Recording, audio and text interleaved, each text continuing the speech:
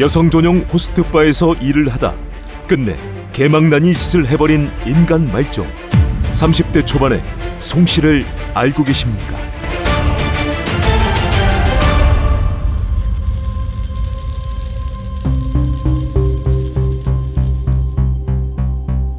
(2014년) 초 어느 날 밤 경남 창원의 한 여성 전용 호스트바.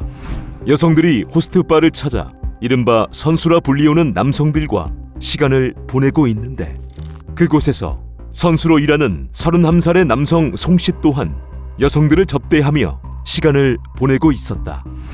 그런데 그 남성은 내내 뭔가 불편해 보였고 표정도 밝지 않았으며 일이 끝난 이후에도 같이 일하는 사람들에게 불평과 불만을 늘어놓았는데, 이유는 다름 아닌 돈이었다.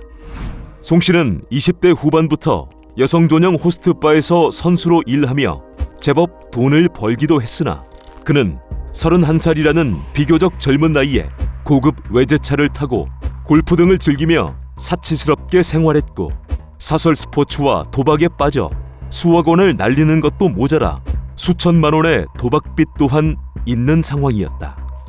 이렇듯 머릿속에는 오로지 자신의 사치스러운 생활을 이어나가는 것과 도박을 하려는 생각뿐이었던 그자는 그렇게 생활을 하다 결국 여성을 타겟으로 하여 돈을 마련할 계획을 하게 된다.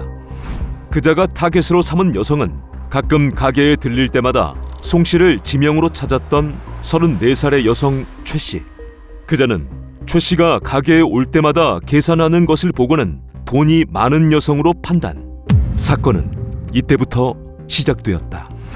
그렇게 범죄를 계획한 송 씨는 2014년 3월 29일 렌트카를 준비하고는 그 안에 범행에 사용할 흉기와 청테이프, 노끈 등을 준비해 실어놓은 뒤 다음 날인 3월 30일 저녁 창원에서 여성 최 씨를 만나 차량에 태우게 된다. 그리고 한참 동안 차량으로 창원 시내를 돌며 요즘 너무 힘들다, 저당 잡힌 차도 찾아와야 되는데 라는 돈이 없다는 식의 말로 은근히 돈을 요구했다.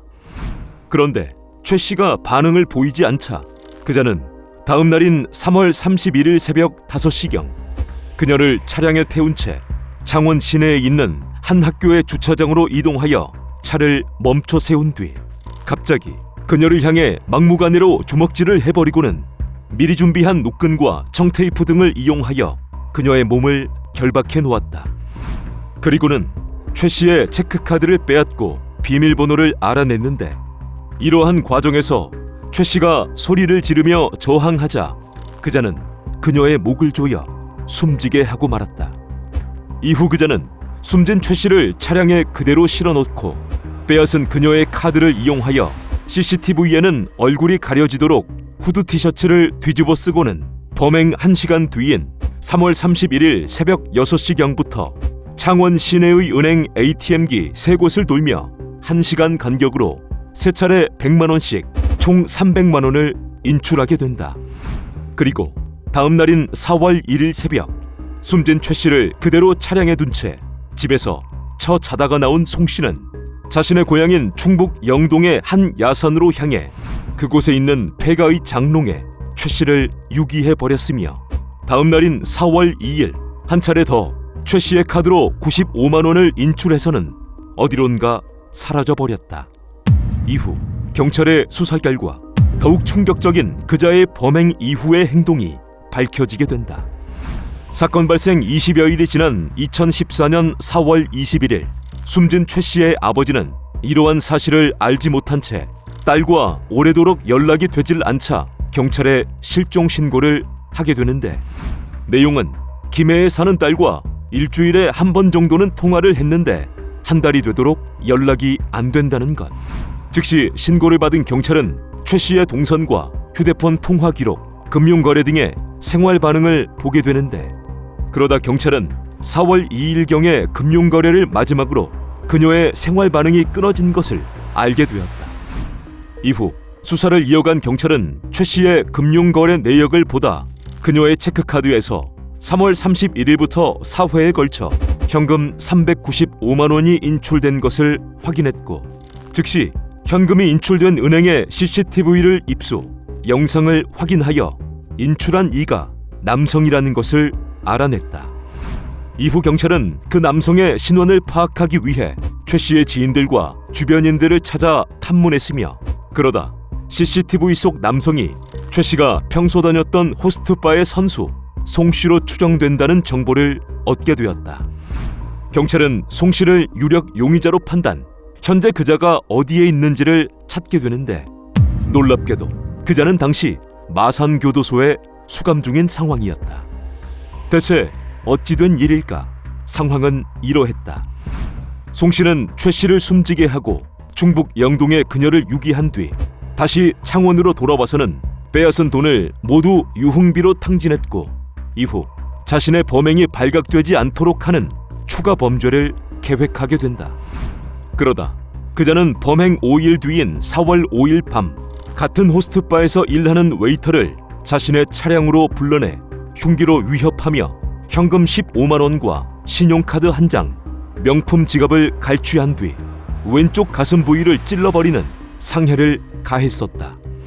송 씨는 최 씨에 대한 범죄를 숨기기 위해 이러한 추가 범죄를 저질러 일부러 마산교도소에 수감되었던 것이었다.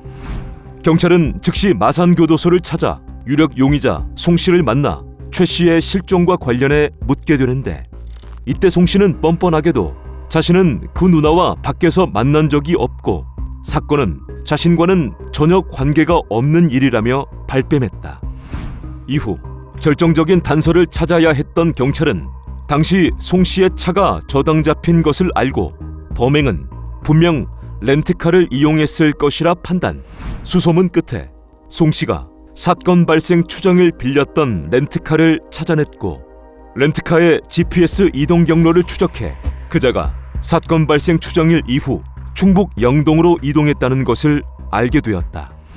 그리고 이러한 내용을 알게 된 경찰은 충북 영동으로 향해 야산을 수색하다 한 폐가의 장롱 속에서 숨져있는 최 씨를 발견했고, 그제서야 그자는 범행을 인정하게 되는데, 인간 말종인 송 씨, 그자의 재판 결과는 어땠을까? 2014년 10월 열린 1심 재판.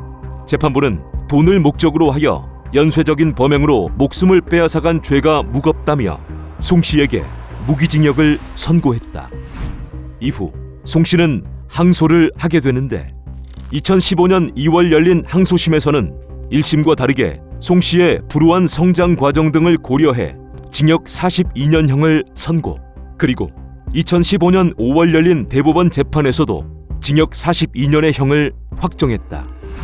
돈 때문에 한 여성을 숨지게 해버린 송 씨는 만기 출소한다면 2050년경 70대 후반의 나이에 출소할 예정이다.